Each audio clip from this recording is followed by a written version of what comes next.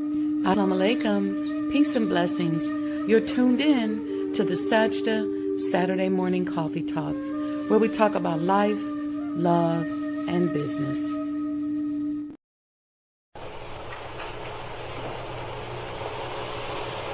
O Allah, guide me among those whom Thou hast guided aright, and preserve me among those whom Thou hast preserved, and befriend me among those whom Thou hast befriended. Bless me in whatsoever Thou dost grant me, and deliver me from the evil of what Thou hast judged. Surely Thou judgest, and none can judge against Thee, and he whom Thou befriendest is not disgraced. Blessed art Thou, O Lord, and exalted be Thee above what they set up besides Thee. I bear witness, nothing deserves to be served besides Thee, and I bear witness that Muhammad is Thy servant and apostle. Amen.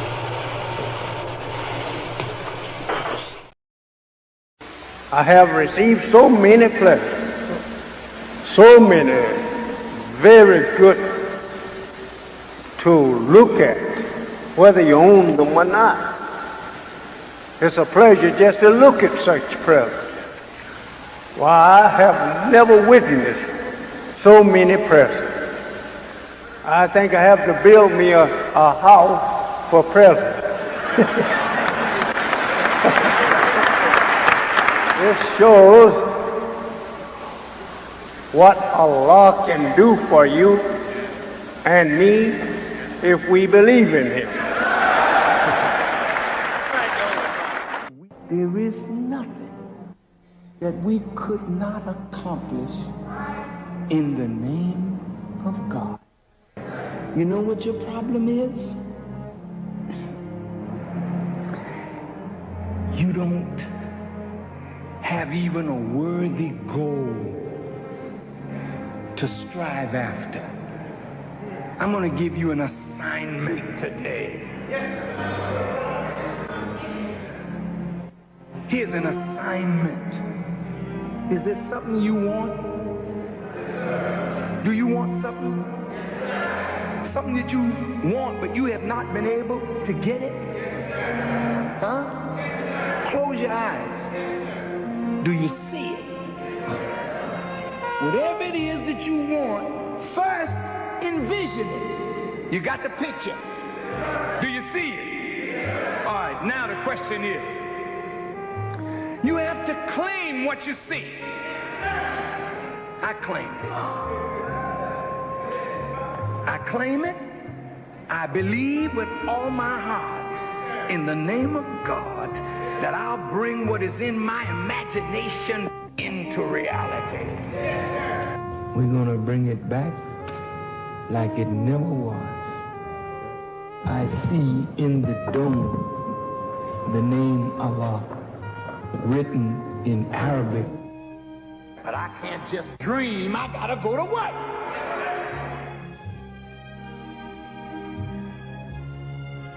How do you bring it into concrete reality? First, without faith, you can't work the vision.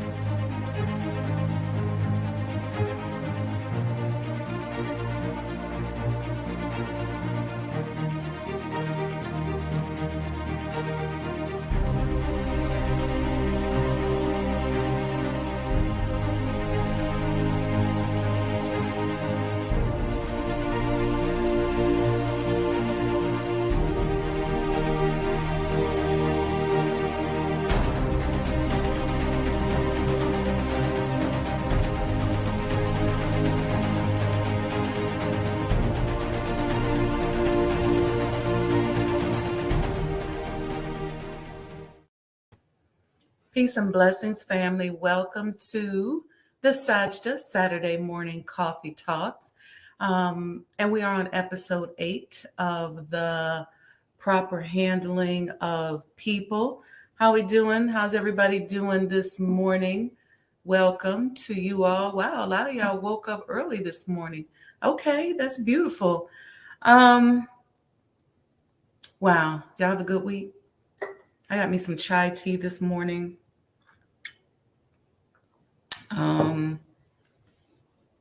It's daylight savings starting tomorrow. I I still don't understand it. They said it was for the farmers when they originally created daylight savings time, so that the farmers would have more daylight.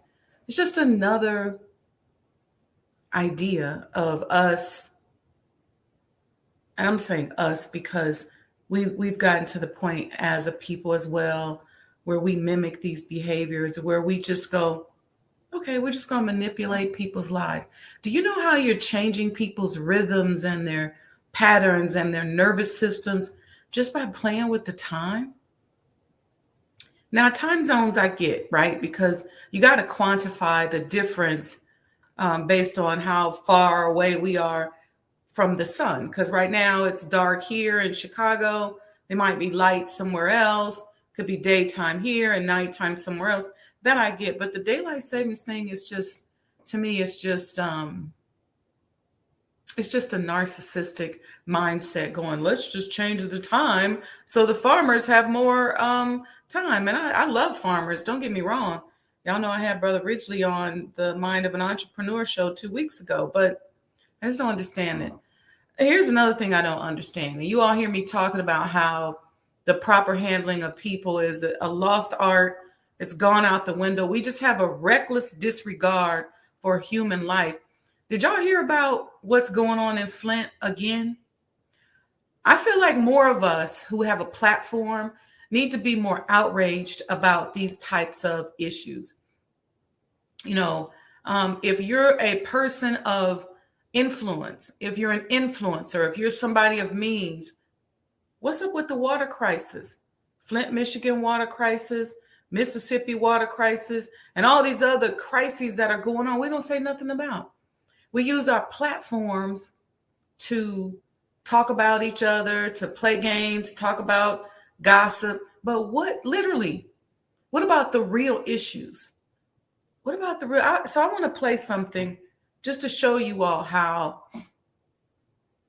we're dealing with a complete reckless disregard for human life, for people, and this type of more detailed, proper handling of people that we're talking about becomes scope creep, and it starts to look like stuff like this, murdering and poisoning. But let me show y'all this. I'm gonna remove myself from the screen. Flint, talking to folks just learning no one will face charges as the result of the Flint water crisis. Coming after the Michigan Supreme Court ruling shut down basically any legal road moving forward. Our consumer investigator, Hank Winchester, live tonight from Flint. What did you hear today, Hank?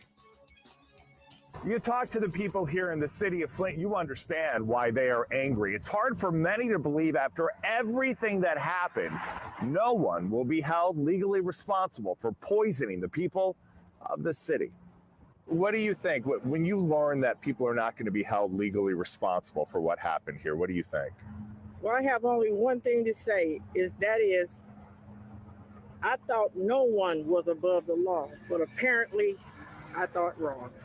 Carolyn is a lifelong resident of Flint.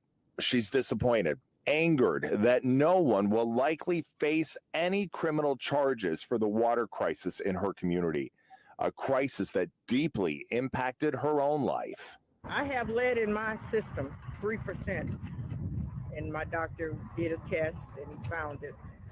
And I've had some health problems. Do you drink the water now, even though they say they've changed a lot of the pipes? Do you trust it or no? I do not trust it. I don't drink it. Karen Weaver was mayor of Flint at the height of the crisis. You know what? I hate to tell you what I thought because no, tell me. It's okay. I mean, because I wasn't surprised. Yeah. And that's the bad part, is to not be surprised by what has happened.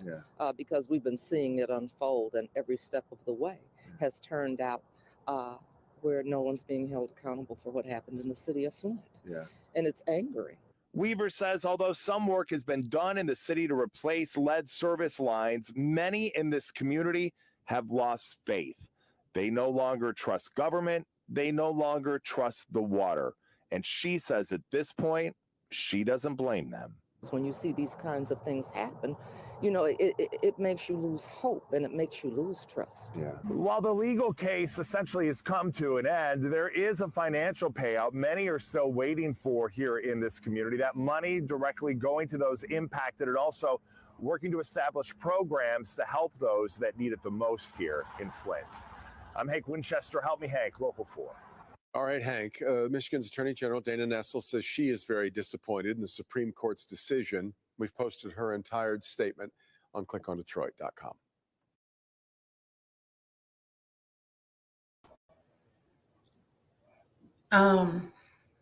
Okay. I don't know, sister, who was the former mayor of Flint. And I don't know how long maybe she was sounding the alarm, because it's the responsibility of the municipality to be monitoring the water system, or to monitor the operators that they have in charge of the water system, to say something about infrastructure. So I don't know. I don't know her. So I haven't been following her. I just feel like they just way too calm. You mean to tell me they took that all the way to the Supreme Court? Where's the appeal? But it's just the improper handling of people. I had a quote that I put up here, and I just thought about this in relation to what's going on there. See, your nervous system will naturally feel calm around people with pure intentions and authentic energy. What do you think is happening to the nervous systems of the people in Flint, in Mississippi, and other places where you see this type of blatant disregard for human health and human life happening as it relates to the water system? Now, this happens systemically in a whole bunch of other areas, but right now I'm specifically talking about this water crisis. Like, what? I hear you, Sister Mayor. I hear you. But what were you doing as mayor to monitor this? And did you sound the alarm earlier? I have some experience in dealing with water pipelines. I was in charge of a big project regarding a water pipeline here in Chicago. And what I do know is that most municipalities have some kind of testing process in place. In many cases, it's automated, where they can go up to the tanks and they can check the chemical levels and pH levels in the water. Many of them have a control room, either in the municipal water department or with the vendor, whether it's, I don't know who all, I'm not going to name any, but whoever the vendors are at the time who's monitoring that. You know when the water levels are at a dangerous level. And in this case, you could smell it and see it. So I see the calmness, but I'm asking, what are we doing here? And so the rest of us as a community, I want to ask us to first pray for the people of Flint and the people of Mississippi and all these other areas where this water crisis has come up.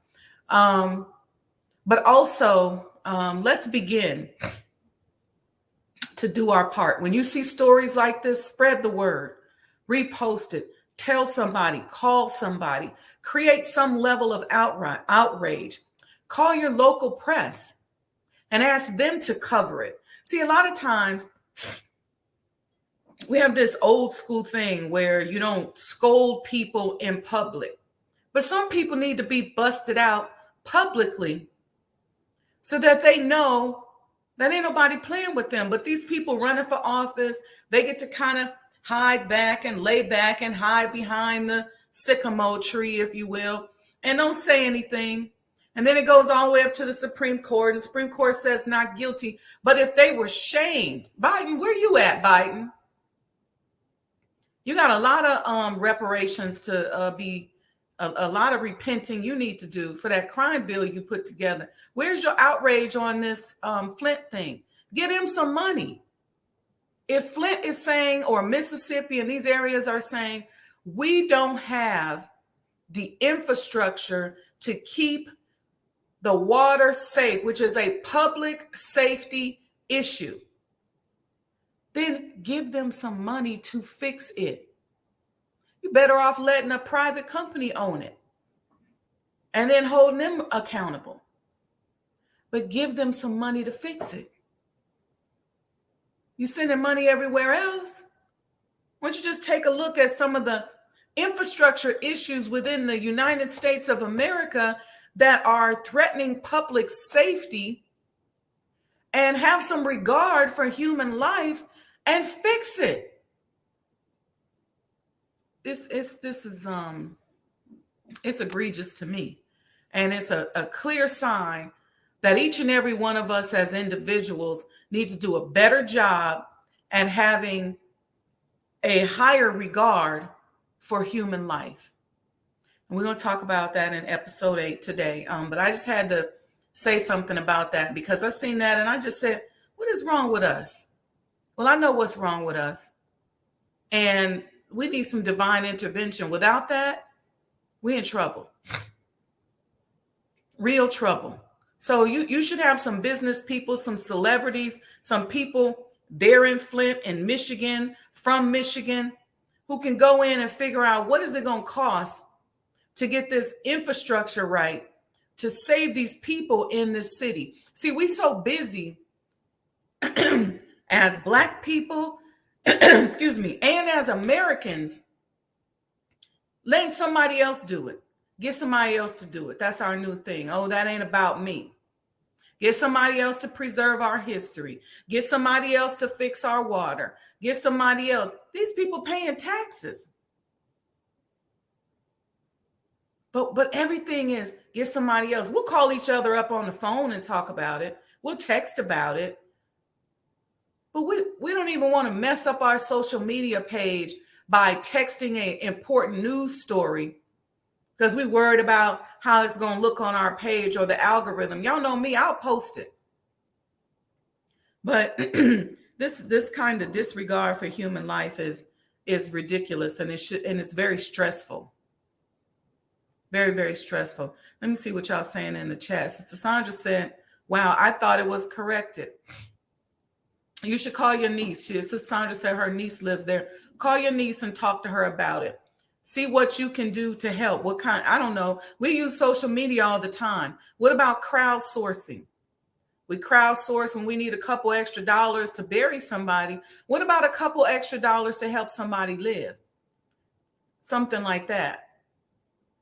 Lamont said he never spoke about how he locked us away and threw away the key. Right. Oh, yeah. You talking about, yeah, now we see how important the Supreme Court is to the country's legal system. It's bought and paid for. Well, at least its majority. I guess it's bought and paid for, but there should be some kind of pressure we can put on these people, because what's happening now is everybody want to save face. Everybody's so phony and so fake. And maybe if you threaten to bust them out, then they'll do something about certain things. But if they know they can hide and ain't nobody going to say nothing, they figure, oh, it's a small little town, it's okay. What about re-election? Who's the governor?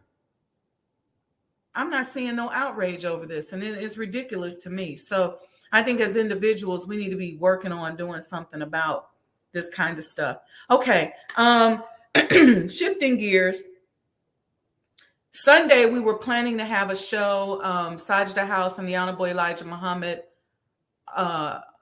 Table Talks and the NOI Archives. We're going to have a show about the impact of the Honorable Elijah Muhammad on the Black community, on culture, and just the overall cultural impact of him. We moved it to next Sunday. So there's going to be a flyer that's going to be coming out. And so stay close. If you're not on my mailing list, make sure you get on there. Text Do For Self. Let me put that in here. I should have put it on the scroll. 855-574-9099. That's to join my mailing list. You'll get an alert when we go live with that. You don't want to miss that series. The first series is going to be an online series, but we're going to be doing some series at various locations. So we're moving it to next Sunday, just an FYI. And so stay close. You'll hear about that.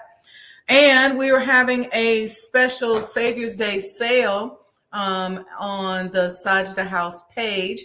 So just go to sajdahhouse.com. You see it scrolling across the bottom. Use the discount code SD24 and get 24% off on all products. If you're on my mailing list, you got an email or a text with the link to all the different products. We got caps. Of course, we got the commemorative Elijah coin. We got sweatshirts. We got jackets. We got, what else? Thermoses, cups, things like that. So yeah, Brother Lamont said he's ordering his hoodie this week. It's hoodie weather, so get your hoodie. All right, let's dig into these proper handling of people. Let me see what we got in the chat. Let me calm down off of this this thing. Okay, we already shouted out Brother Lamont. I see you, Brother James Camouflage. Wa alaikum salam, Sister Sandra. We shouted her out. We got Sister Aletha in here. Okay, I see all 50 something of y'all. Y'all just gonna stay hidden. But okay, we're gonna get started. Chapter 8. Let me give you the subheadings first before we dig into this. We're going to talk about points of being friendly. We're going to talk about a guide for handling conflicts. We're going to talk about painless disciplining. And we're going to talk about when you discipline. I talked about that a little bit. And I talked about right now with what's happening in Flint, there needs to be public discipline. Like somebody needed to have been charged. I don't know how many people lost their job, if anything, but people died. You're poisoning people. So this lost art of proper handling of people begins at a granular level.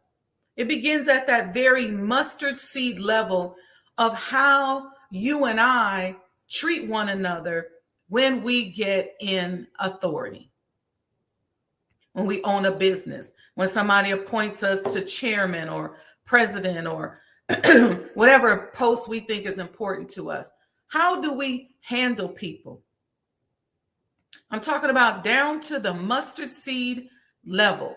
Because if you disregard people at the mustard seed level, and there's a bunch of us who have a complete disregard for human life, this kind of thing is what you end up with. This is the kind of thing that you end up with, and worse. Okay, so let's talk about points of being friendly. A lot of us, excuse me, when we go into business, we think that we can't be friendly anymore. We want to be hardcore. We feel like somebody's always asking us for something. A lot of that type of behavior that you and I display when we get in business or we become an authority figure is part of our trauma. We need to go heal. Because if people asking you for stuff or constantly reaching out to you causes you to have some kind of trauma response, then you need to go heal. Maybe you need to be getting counseling and therapy and life repair or whatever you got to do while you're owning your business. Because being friendly is oftentimes an olive branch, especially of our small business communities. A lot of us are so out of it, right? When it comes to the science of business, you know how we look at business people? We look at the Asians that are in our community that are disrespecting us. We're looking at the person that owns the liquor store who disrespects us. We're looking at the police in our community who disrespect us. So we come up out of this trauma of disrespect, and then we model our business behaviors based on that. So learn to talk yourself through certain things. I'm a big proponent, and I do this with myself. If I feel some kind of issue lingering in my head, I stop and I sit down and I said, all right, I say, okay, I talk to myself. I said, okay, Wendy, let's talk through this. And most of the time when I talk through it, there's really no reason for me to be that upset about it. It'll kind of level the emotions a little bit. So being friendly is something that is important. You don't have to be somebody's friend to be friendly. You don't have to always walk around like, I know the next person trying to come at me, they trying to get me. You can have that kind of stance within the way you set yourself up. What about your boundaries? Are you going places where you're not wanted? Are you manipulating people and getting upset because they're not responding properly to your manipulation, which is then making you defensive? And then you start using deceptive intelligence by looking for some way to blame them for your disappointment, when in fact, you wasn't all the way right in the first place. See, a lot of times we learn this and we use these kind of tactics in business. Why? Because we done seen our boss do it down to the job. So we decide, okay, this is how I'm going to do it. This is how I'm going to function. Because we don't know another business model. So what we're doing here on the Mind of an Entrepreneur show is giving you and I another business model. Now, points of being friendly. The Honorable Elijah Muhammad initially went through this and had each of the laborers in the Nation of Islam to go through the proper handling of people and to sort of use this as a training manual in the mid 60s. And so what we're doing is taking a lot of these principles and learning how to overlay them into our behavior as business people, so that we don't become tyrants and so we don't become predators. We want to be conscious entrepreneurs with the intent on making a difference. So points of being friendly. Number one, establish friendly relations with all your people. Okay. If you own a business, you should have a friendly relationship with people who work with you. And if you got too many employees and maybe you don't see everyone, you should have a leadership team that you have some basic friendship with. You can't just sit in the ivory tower and be like, I don't get with those people. Most people that have ever worked for me, especially if they were in leadership, I know something about their personal life, some way that I've either tried to support or help them personally, whether it's just being a supportive person in general and lending advice, or whether it's, giving money to help. Sometimes people need help with court cases, or just being there for somebody. We got to think about, let's rethink how we are as leaders. Number two, points of being friendly. Be completely impartial on the job or position. Okay. So you may have several leaders, several managers that work under you, and you might be able to see a little conflict brewing. Well, you have to be somewhat impartial and side with truth, but you got to listen to each person. You want to help them to correct behaviors, because most of the time, the behaviors people bring to work are impacting them in their personal life. And I know y'all like, man, I'm just trying to open a business. I'm not trying to be responsible for people. Well, guess what? If you don't want to be responsible for people and you don't want to handle people properly, don't go into business. Just go and work a job. Some people say, I can't be in business because I can't be responsible like that. Then don't. If you would have been one of the ones and took a job at the Flint Water Reclamation District and you're saying, I don't really feel like being bothered, then you shouldn't have had that job. You have to be partial to the truth and impartial to the job or position, and be in a position where you can help people with human development, so that as a result of working with you, their lives across the board can be improved. Because like I said, that behavior that they're bringing to work is a behavior that they have, that they're using probably in their entire personal life. Number 3, make your position clear to your friend. I like this one because oftentimes we pick, or we have somebody we click with, right? Somebody that's the teacher's pet, somebody that's that manager that we're really cool with, and we hang out after work, but they're also in my organization. It's good to have people like that because they help you get the intel of what's going on. But if they're wrong, they're wrong. And you got to make your position clear to them. Make it very clear. So even though that person might be cool with you, make sure your other employees understand that you're not going to side with that person just because they're your friend, even if you know that they're dead wrong. That type of insecurity in your workspace impacts people's nerves and ultimately their performance. And number 4, don't try to cover up your relationship with somebody. People are smart. So if you are working with somebody and that's your good friend, that's your homegirl, your homeboy, or your husband, or what, don't try to cover it up. Say what it is. It is what it is, but be fair in your dealings. It's okay. People ain't stupid. If you try to lie, you're going to get busted out anyway. The next section is entitled Guide for Handling Conflicts. Y'all all right? Anybody got any questions on that stuff? Okay, don't look like it. All right, Guide for Handling Conflicts.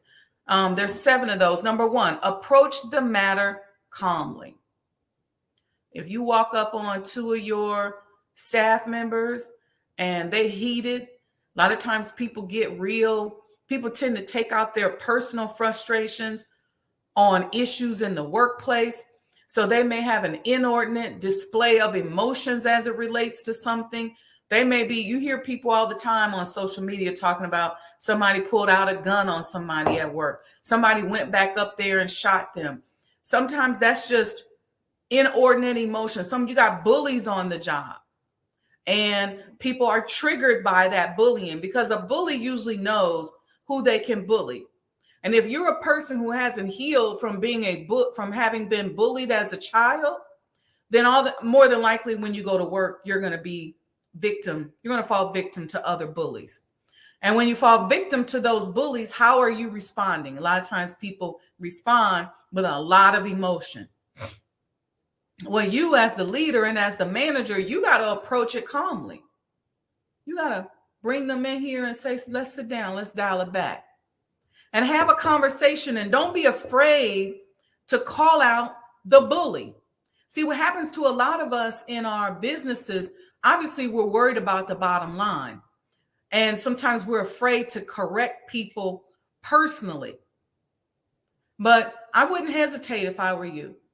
Because if that person is a good person and they really want to heal, and you're working on creating an environment where people are safe to heal, if they don't want to heal and they don't want to hear it, then they probably are not going to be a good long-term employee. So create that environment where it's okay to heal, where it's okay to learn, where it's okay to be safe emotionally. And when you approach things, approach the matter calmly. Number 2, like we said earlier, be strictly impartial. So if you got to go and take some conflict management classes and conflict resolution and learn how to deal with a bully, mind you, you got to work on your healing yourself. Because, for example, you can't be a bully and then try to go in and call yourself conflict management resolution person. Okay. So I was just dealing with this in the preservation community. I was talking to somebody yesterday, a real estate person, and I said, the preservation work Yes, there's the real estate that we're dealing with, but there's a lot of conflict resolution skills that you have to have in order to be a preservationist. And I thought about it in context to this. We were dealing with on the phone somebody who's a bully in the preservation world. And that bully then came to the table and said they wanted to help the community, or it actually was a developer and a preservationist that had gotten into it. And I said right out, I said, how can the bully help?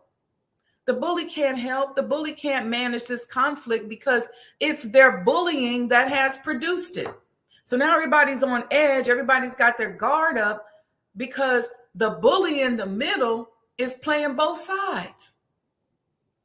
So I said, so much of this work is being a conflict resolutionist person. And so I approached the matter calmly. I spoke with the developer, listened to their needs and their concerns and what they've been through. I talked to the owner and the preservationist and what their needs are and what they've been through. And then we found a way, in some cases with things that were blatantly wrong, to just say, listen, we're not doing that anymore. And then in other cases, we negotiated. And I learned from the Honorable Minister Louis Farrakhan, when you negotiate, both sides win something. That's what negotiation is. Negotiation is, let me come and hit you over the head and get what I want. Negotiation isn't, I'm going to get all of what I want and you get nothing. Or you're going to get all of what you want and I get nothing. No. So I followed this guideline. Number 3, get to the bottom of the conflict. So I got to the bottom of it, and that's how I was able to unearth the bully in the middle. The person playing both sides. And we had some individual meetings, but we also had to have group meetings so that bully in the middle could be busted out and everybody could kind of put the sticks down and realize that we all got the same goal here. Number 4, make the individuals recognize their motivations. I did that. Okay. I don't know what your motivation is. I don't know who hurt you before. And you're bringing this hurt to this relationship. You say that you want to be able to preserve this history that is important for our underserved communities, but you're bringing all this pain and all this trauma and bullying both the developer and the preservationist. You're in the middle. Your motivation is wrong. It's your ego that wants to be special. But the focus should be on preserving this property. And that's how I approached it. Number 5 says, show why antagonism doesn't belong among Muslims. And I'm going to say, show why antagonism doesn't belong among leaders and in your organization. You cannot be antagonistic. Part of that bullying comes from people being antagonistic. Part of that abuse sometimes in the workplace comes from an antagonistic boss. This is the kind of thing you got to root out. If you catch that among your managers, among certain employees, you got to snuff that out and extinguish that right away. You got to work to bring about friendship in the relationship, because this is a circumstantial relationship. It's like y'all being in the same cell together. Y'all got to figure out how to get along. Y'all working at the same thing. Y'all work behind the same counter every day. Y'all working on the same project every day. You in the same office every day. It's a circumstantial relationship. So under the circumstances, y'all got to have a relationship. And in having this relationship, these are going to be the guidelines of that relationship. And that's what we're talking about here, proper handling of people. And then the last step on the guide to handling conflicts is to follow up. Don't just have the one conversation and not follow up. You should be meeting with your employees on a regular basis. They should be reporting to you anything pertinently positive or pertinently negative that happened through the course of the business, whether it be interpersonal or with a customer. But you should know what these issues are. And always allow your employees an open door to tell you what's going on.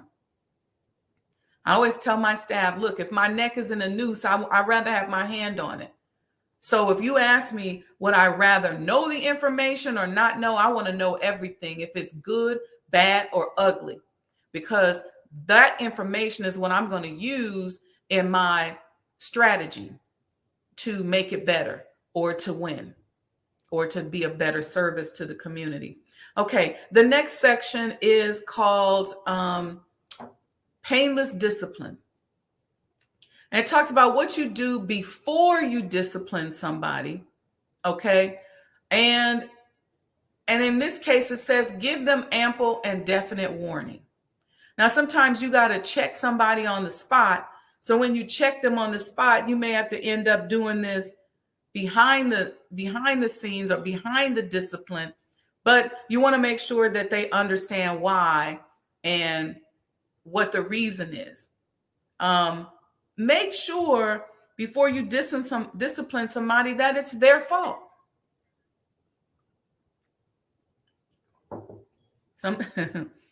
I've been in environments where we got cussed out for something somebody else did. And it was, and in that particular case, we were supposed to be a team, and we should have known that that person had messed up. But because we were not communicating, that person messed up, ruined something, and it all kind of flowed downhill, and we didn't get to the goal. But really, had we been properly communicating as a team, we would have known that this other person dropped the ball. See, a lot of times we're so busy focused on our relationship with the boss, right? And we do it oftentimes, it's usually self-serving, and we do it so that we can say, look, I don't know, I turned in all my stuff, I did my part, I be talking to you on a regular basis, I don't know what she doing. But when in fact, you got some other people on your team, and you really, really want to save your own backside by talking and constantly talking to the boss, thinking that you're doing something, you should be real clear on what's happening among the rest of the staff and among the rank and file in the organization. You should be clear on that, because here's what will happen. And this used to happen all the time. I would have one manager that's just talking. He or she is just constantly talking, always stopping by the office, always got something to say, being cool. Hey, you ready to eat? You want to do this? Just always, interpersonal, friendly. But it has a motive, because now here on the other side, there's other employees and they're meeting amongst each other. And usually you'll have one leader that'll rise up and come and tell you stuff. And they're telling me stuff about this person who's being extra friendly towards me. And when they, as the manager, should know what's going on. But see, they're bullying people and telling them, well, you don't get to talk to her. I'm the only one that can talk to her. All kind of stuff like that. And so really what you're doing is, and I decided I didn't want that person as a manager anymore. Because if you don't have your finger on the pulse of what's going on, and it's not important enough to you, then you don't need to be here. And then I tell you, I discipline you about something, and you go and discipline the wrong people because you don't even know what's going on. So when you discipline beforehand, make sure you're very clear. You've done your research or investigation on who is truly at fault. Okay. You have to make sure you understand that no one is irreplaceable. Okay. Your employees, they may be valuable, but God will always send you somebody. That person may be so valuable that one person might do 5 or 6 jobs, but God will send you 5 more, 2 more, somebody else. If you approach this and you keep in a good spiritual space, you don't have to keep somebody who's not doing things properly. You're costing yourself more money by keeping a bad apple in the bunch than if you just got rid of that bad apple, even if they got a big amount of responsibilities, because they're going to create a cancer and destroy your entire organization. Okay, let me get moving here because I'm talking, and what time is it? Okay. All right. Consider compensating factors. So you always want to play chess and not checkers, right? So you want to think about, when I get rid of this person, who's going to cover down on these particular things that they're doing? What's the impact of the mistake that they've made? And so while I discipline this person, what other things do I need to correct as a result of the mistake that they made? If I let this person go, how do I represent that to my other staff members, and what's the communication strategy? So you always want to consider the downstream effect. Okay. And then you decide who else must be involved and who else must be told.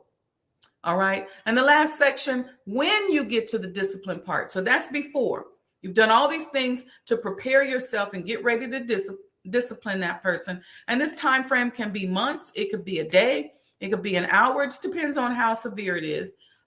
When you discipline, number one, get your feelings under control. This is why it's important for us as entrepreneurs and leaders to heal. We have to heal ourselves. We have to learn how to recognize our emotions. Like I told you, I learned how to sit back and talk to myself.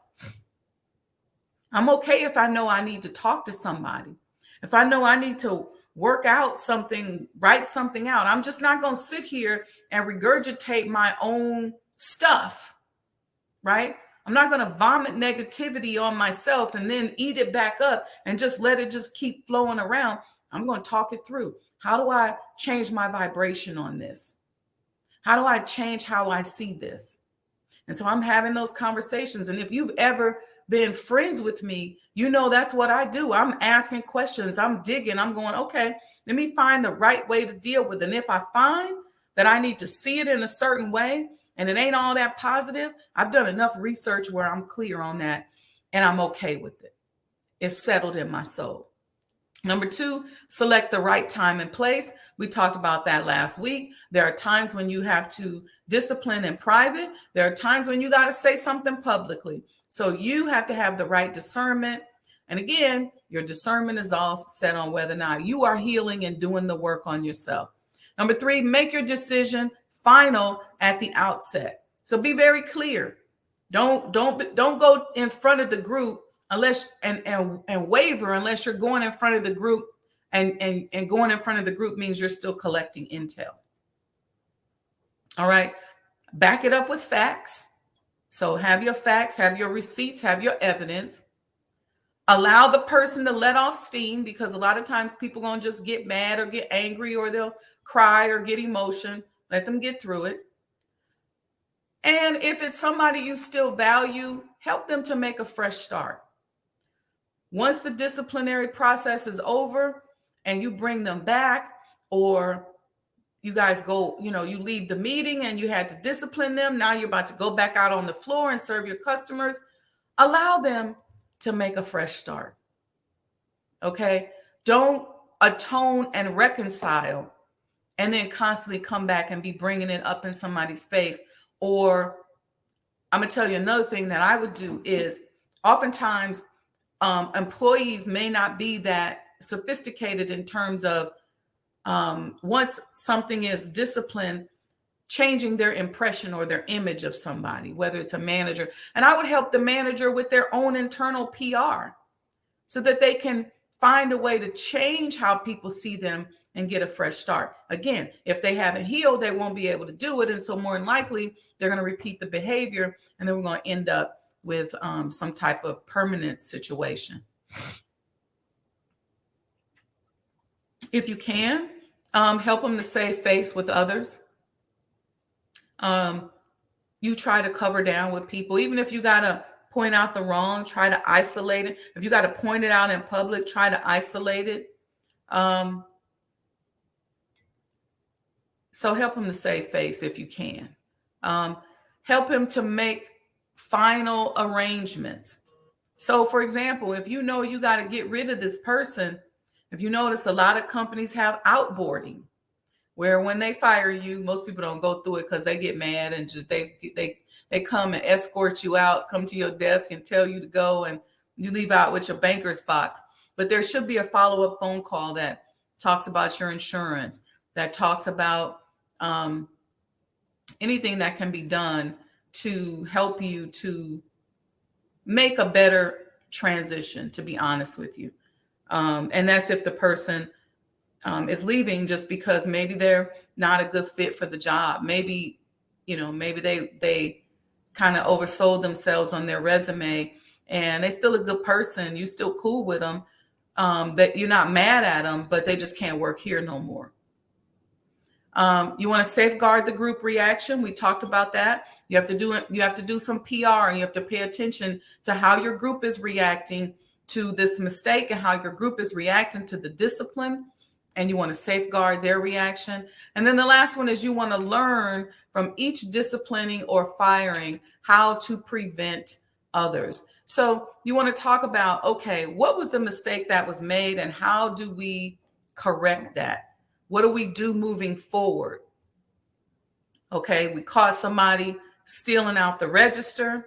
They've been doing it for 8 months. It got to the point where we had to call the police, had to have them arrested, or it got to the point where we just said, look, pay the money back, but you can't work here anymore. Or we're seeing where the register and the drawer is off, but we can't pinpoint whether or not somebody is stealing. What do we do in the future? What other controls do we put in place? This kind of thing I help entrepreneurs with. A lot of you all have reached out to me. You can book a session in the chat. Normally, when you book one session with me, I give you a follow-up one for free. So you want to make sure you email back to schedule that if we don't do it within your session. Oftentimes, employees will come to me and say, hey, I got this issue, and I will help them do a controls timeline. And what do I mean by that? I'm saying that in layman's terms. It's not the technical term, but as your product or service, as we're going through the process, where are the checks and balances along the way? How do you catch imperfections? How do you catch theft? How do you prevent people from stealing? How do you manage that?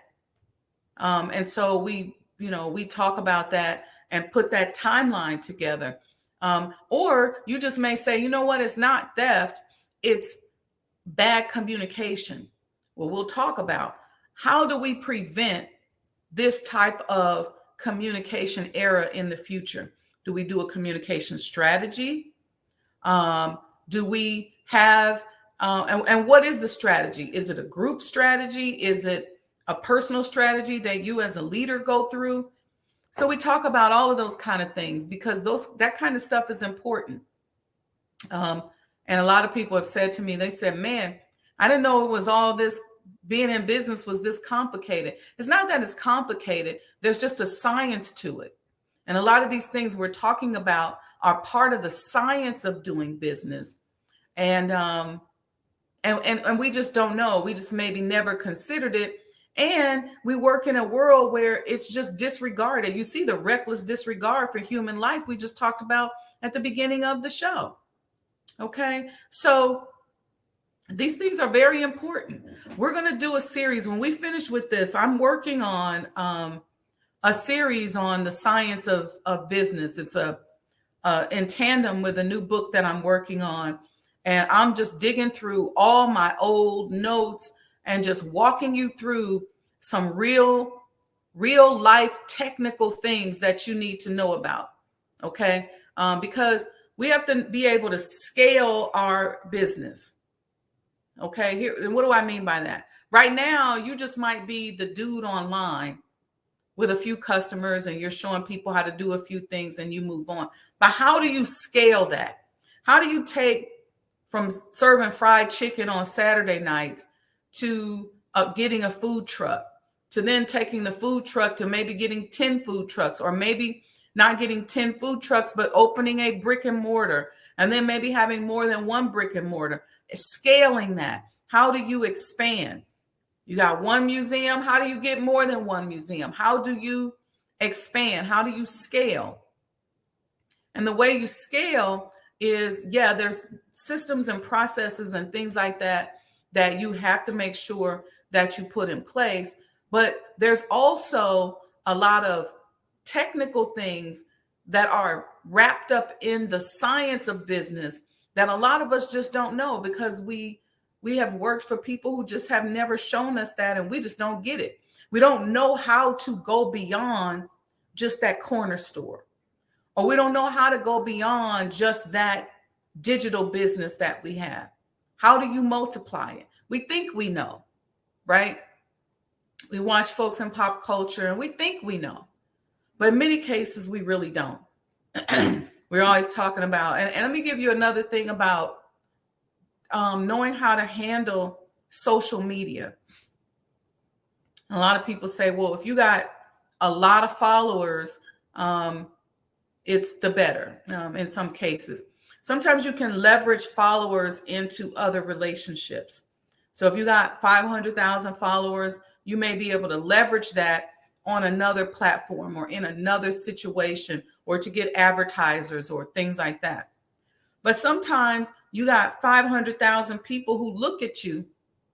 And so you have to ask yourself, do I want 500,000 people who look at me every day? Or do I want 5,000 people who give me $1 a day? Or maybe $1 a week? I'm using a small number. Think about that. So when I say to you guys, hey, y'all, do a Cash App.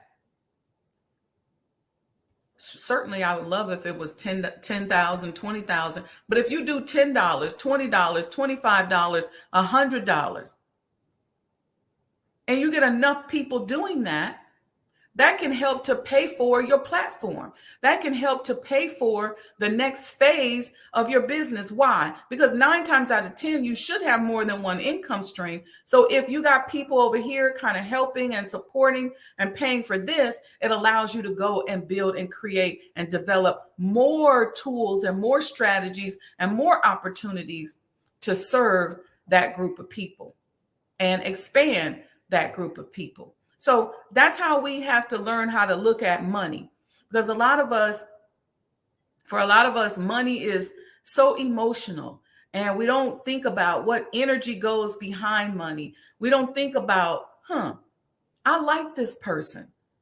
I'm going to Cash App $25 because I want to hear this platform. This platform helps my vibration. There's platforms that I go to that just make me laugh. Like I subscribe to comedian Godfrey's platform and pay whatever it is because it makes me laugh. And so when I want to hear some laughter and I want that vibration, I like going on there and just cracking up. You know, it's kind of my kind of comedy, sort of socio-political comedy. Sometimes I just want to laugh and be silly because I just want that relief and that break. There are other platforms that I pay for, like Tony Robbins' platform. I love Tony, and I love the tools and strategies that he gives out. So I pay for a private platform. There's other, things that I'll pay for, and I understand that I'm really doing it for my own self-improvement. I'm investing in myself. I'm healing myself. Now, a lot of people always tell me, they say, Sajdah, you should create a subscription platform. And the only people that can get access to your information is through subscription. And I'm not really interested in doing that because I have a lot that I want to share with you to help you at least get to the point where you can pay for a subscription. So the Science of Getting the Science of Doing Business series is going to be a paid series. Okay. Because that's where I'm really going to dig out, and we're going to deal. We're going to deal with scenarios. We're going to deal with live scenarios. We're going to deal with cases. We're going to really dig into what we do and how we scale our business. When we open our business, if we're really truly about nation building and intergenerational wealth, then what should we be thinking about? We should be thinking about how we pass this business on to the next generation. How do we create a sustainable business? Not just money. See, because if you're raising your children at a certain level of privilege, You give a child who's not ready $1 million when you die and you're no longer there to guide them. What do you think they're going to do with the money? How many people out here are wealthy that have children? They may have 5, 6, 7, 8 children and may not have one child that's interested in doing what they're doing. Or they may just have one. They may not have one child and they may have a grandchild or a great grandchild that is born that says, you know what, I want to pick up grandma's mantle. I want to pick up grandpa or great grandpa's mantle. You may have a great niece or a great uncle. You oftentimes don't see it within that next immediate generation. So how do you make your business and your mission sustain long enough so that maybe their children will pick it up and enjoy it, or pick it up and do it and continue to serve the community? So we're going to dig into that. And I want to show you how to create these types of businesses and these type of sustainable entities so that you can go off and decide you want to go to Africa and explore, and your business can still be here working. And all you have to do is just do a Zoom call every evening to check in with everybody. So we want to talk about that and show you how to do that. Okay. I'm going to get out of here. We went a little bit over. Regional Sky Girl, walaikum salam. Thank you, ma'am, for chiming in. Safe travels. Be safe in the air. Be safe of all those crazy people flying nowadays. Sandra D says, this is the new hip hop. Help or healing and proper handling of people. It's what the world needs. I love that, Sister Sandra. That's right. The new hip hop, or an expanded version of hip hop, right? Because we don't want to get rid of the old hip hop. We're going to just add enough truth where we squeeze out the ratchetness and snuff it out. We squeeze the life out of the ratchetness. Sister Felicia says, Assalamu alaikum, family, and Sister Sajdah, our host. Okay, wa alaikum salam, sis. I see you. She said, these things go back to Thursday. Show authentic self. Yes, stand on your word and do what you say. So necessary for life. It's all about that authentic, that vibration or that frequency of authenticity, right? That's what we're doing. We're dissecting how to get yourself to that level. Okay, so thank you, everyone. Thank you for chiming in. I'm glad you tuned in as well, Sister Crystal. I'm so honored to have so many sisters in the chat. So welcome, Sister Alita. I see you all. Okay, family. So stay close. Make sure you're on my mailing list. Make sure you go out, do a Cash App. If it's $10, $20, $25, certainly we would love for it to be 100, 1,000, or 10,000. But don't think that just because you may just have 10 or 20, because if enough of you, for example, this platform cost us money. But if enough of you say, you know what, I love this platform. I appreciate the fact that she ain't charging us $19.99 or $199.99. You got these people out here that call themselves counseling and coaching and consulting you, but they make their money off of you. And so their advice comes from how well you buy up all their stuff. Well, I bring to you from experiences that have already been bought and paid for. Okay. And so support the platform, help us pay for the platform. And this kind of regular support will help us so that when we do the Science of Business series, we don't have to charge. One of the things that we don't have to charge as much, right? One of the things I'm also working on doing is setting it up so when we have these kind of talks on a grander scale, utilizing the Honorable Elijah Muhammad House, we can say we pay for the infrastructure. We're getting into a pattern of paying for our own freedom and our own salvation. And then when we bring in these guests, I'd love to be able to bring in some people like John Hope Bryan and Robert Smith and some other top females in entertainment. That's so program, right? In the industry, in the business world. So we can have these conversations. Okay. I want to be able to ask Sister Alita to come on over and talk about financial planning and financial advising without saying, I got to charge an entry fee. So go out there, make sure that you support, and you see the donations going across the bottom for the Honorable Elijah Muhammad House. And I'll see you all next week, inshallah. Inshallah, Thursday, Saturday, and Sunday next week. And I'll work on doing more lives. Y'all been on my case, like, why don't you go live more? So if you see me live, then jump on there and pay attention. I usually go live on IG. I'm going to start trying TikTok, but TikTok is, I have some friends who do really well on TikTok, but I don't have a big enough following on TikTok yet. So more than likely, I'll be going live on IG. All right. So stay tuned, family. Love you all. Happy Saturday. And take care of somebody today. Love on somebody today. All right. Peace and blessings, family. I see you. Brother Lamont said he's been seeing me on IG. Okay. All right. All right. Okay, family. And with that, don't go anywhere. Check out my commercials, and I will see you all soon, inshallah. Happy Saturday.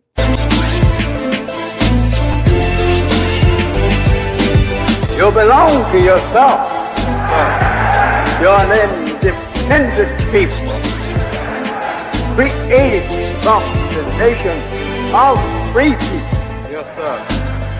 You don't need to go nowhere but to yourself. Yes, sir. There will be a great separation. Yes, sir. So I said, it is on now. The college is meant to prepare you for your future. That the time dictates that if we don't do something for ourselves as a people, we will be destroyed. And the aim of the enemy right now is to take us out. We have God with us. We have Him as our guide.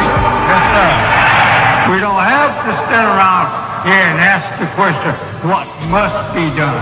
Yes, sir. Get up and let's go and do something. Yes, sir. We cannot sit down. We cannot lay down. Yes, sir. We must get up. Yes, sir. And go to work. Do you know what real joy is in life? Visioning something and bringing it into reality. That's real joy. Do you know what the next step in joy is? Behold how good and how pleasant it is for brethren to dwell in unity. Tonight, you need to fasten your seatbelts. We're going to hear from some of the greatest minds in the world. I don't know about you, but I'm tired of trusting our future and the future of our children into the hands of those who don't love us. I believe we need to revitalize black leadership.